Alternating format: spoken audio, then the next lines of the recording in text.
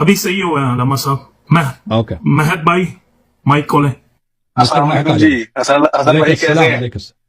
اللہ کا بڑا احسان ہے. Thank you. حسن بھائی میری آپ سے پہلے بھی ایک بات ہو چکی ہے ایک دفعہ بڑی ڈیٹیل میں, اور میں آپ سے نا ایک آپ کی گفتگو سن رہا تھا اور اسی کی وجہ سے آپ سے کوشچن کرنا چاہتا ہوں, اگر اجازت دیں تو. آپ جی آپ حسن بھائی کہہ رہے تھے کہ جیسے دیکھیں جی ہر کچھ سب کچھ اس دنیا میں باذن اللہ ہوتا ہے, ٹھیک ہے, اللہ کی مرضی شامل ہوتی ہے. تو یہ جو مطلب جو خلفاء ہمارے آئے, جو پہلے 3 خلفاء تھے, تو اس کے بارے میں بھی آپ یہی کہتے ہیں کہ باذن اللہ تھا کہ بھئی ہو گیا. نبی پاک نے چاہے کہا تھا لیکن عوام نے جو ہے نا نبی پاک کی بات نہیں مانی. حضرت علی کے بارے میں نبی پاک نے کہا تھا حالانکہ, تو اس کے بارے میں آپ کیا کہتے ہیں؟ تو دنیا میں سب کچھ اللہ کے اذن سے ہوتا ہے, ٹھیک ہے نا. اللہ نے اجازت دی, دنیا نے اسی طرح بنایا کہ اگر کوئی یہاں پہ گناہ کرنا چاہے گناہ کر سکتا ہے. وہ گناہ کبھی چھوٹا ہوتا ہے کبھی بڑا ہوتا ہے اس طرح. لیکن اس کا مطلب یہ نہیں کہ اللہ اس سے چاہتا ہے, اللہ تعالیٰ اس سے راضی ہوتا ہے, خوش ہے کہ آپ ماشاء اللہ گناہ کر رہے ہیں. اللہ تعالیٰ نے ہمیں اختیار دی ہے, اللہ تعالیٰ جانتا بھی ہے کہ ہم اپنے اختیار سے کتنے برے فعل انجام دیں گے, کتنے اچھے فعل انجام دیں گے. یہ جو آپ اچھے فعل انجام دیتے ہیں یہ بھی اللہ کے اذن سے ہے.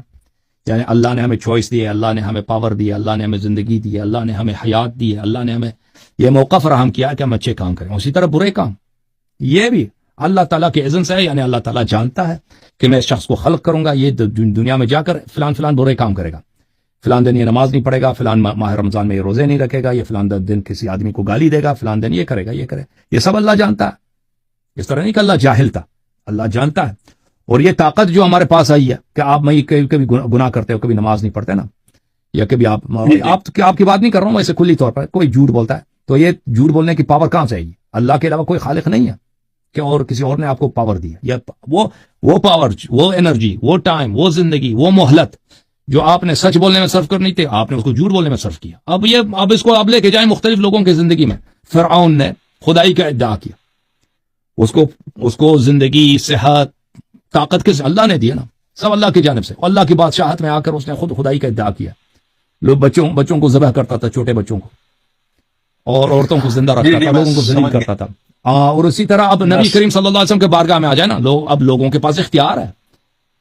اس طرح نہیں ہے کہ لوگ مجبور ہیں. کچھ لوگ اپنے اختیار سے کافر بنتے ہیں, نبی صلی اللہ علیہ وسلم پہ جھوٹ بولتے ہیں کہ بھئی یہ آدمی شاعر ہے, یا نستجیر باللہ مجنون ہے, مذاق اڑاتے ہیں پیغمبر صلی اللہ علیہ وسلم کا. اور کچھ لوگ جھوٹ سے ایمان لاتے ہیں کہ نبی صلی اللہ علیہ وسلم کو مذاق اڑانے کے لیے, ان سے دھوکہ دینے کے لیے کہ چلے آدمی بڑے شریف آدمی ہے, یا پیسے بڑے دیتے ہیں, بھائی زکوٰۃ وغیرہ دیتے ہیں, چلے آج کلمہ پڑھتے ہیں, تو آ کے کلمہ پڑھتے ہیں. اور کچھ لوگ بھائی وہ ان کے بعد خلافت پہ ان کی لالچ ہوتی ہے کہ بھئی آ کے خلافت پہ قبضہ کریں. تو اس طرح نہیں ہے کہ اللہ نہیں جانتا تھا, پہلے سے جانتا تھا کہ یہ کیا کریں گے. اور یہ زندگی ان کو کس نے دی؟ اللہ نے دی. طاقت کس نے دی؟ اللہ نے دی. لیکن اللہ نے ان کو مجبور نہیں کیا تھا, اللہ نے مجبور کسی کو نہیں کیا تھا. وہ اگر وہ ابو بکر چاہتا توبہ کر لیتا نا, توبہ کر لیتا, خلافت غصب نہیں کرتا, فدق جو ہے واپس کر لیتا, کر سکتا تھا, بالکل مجبور نہیں تھا, کسی نے اس کو مجبور نہیں کیا. اس کی اپنی جو بدبختی تھی نا. اب یہ کہنا چاہتے ہیں کہ اللہ چاہتا نہیں ہے, لیکن اللہ نے یہ اختیار جو ہے نا بندوں کو دے دیا ہو.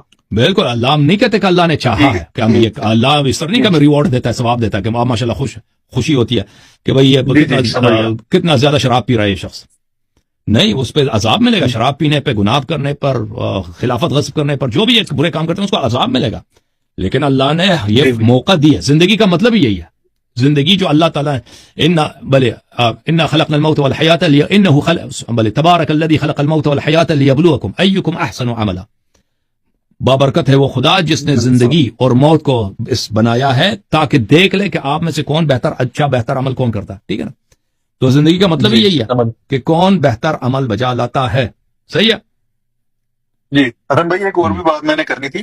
میں جو ہے نا اہل سنت سے ہوں ویسے, لیکن جو ہے نا میں آپ کی باتوں سے بالکل ایگری کرتا ہوں. اور جو مطلب حضرت علی کے ساتھ زیادتیاں, جو بھی ان کی آل اللہ جو حضرت فاطمہ علیہ السلام کے ساتھ زیادتیاں ہوئی ہیں, ان کو جو ہے نا میں برا سمجھتا ہوں. ٹھیک ہے, اپنے دل میں برا جو ہے نا ان کو یہی کر سکتے ہیں نا ہم کہ بھائی دل میں برا جان سکتے ہیں اور کچھ تو کر نہیں سکتے. ٹھیک ہے. اور جیسا آپ کو میں نے پہلے بھی کہا تھا نا کہ بھئی سارے سنی ایک جیسے نہیں ہوتے ہیں سر. ہم تو کرتے ہیں رسپیکٹ جو ہے نا. شیعہ ہو جاؤ نا, پھر شیعہ ہو جاؤ. شیعہ بننے میں کیا دے رہا ہے سر؟ شیعہ ہونا لازمی ہے کہ اس کے لیے کہ میں بالکل آپ نے دیکھیں, صرف یہ نہیں ہے کہ اہل بیت علیہ صاحب کے ساتھ برائی ہوا ہے بھائی افسوس ہے ہمیں. آپ نے ان کی پیروی کرنی ہے. رسول صلی اللہ علیہ وسلم کے بعد جو واقعاً خلیفہ ہے نا وہ اہل بیت علیہ السلام مسلمین کے امام تو آپ مجھے کچھ بک سجیسٹ کریں نا جو کہ میں پڑھوں. آپ ایک کتاب اس کا نام ہے پھر میں ہدایت پا گیا، اس کو پڑھیں. دین آئی واز گائیڈڈ. اوکے.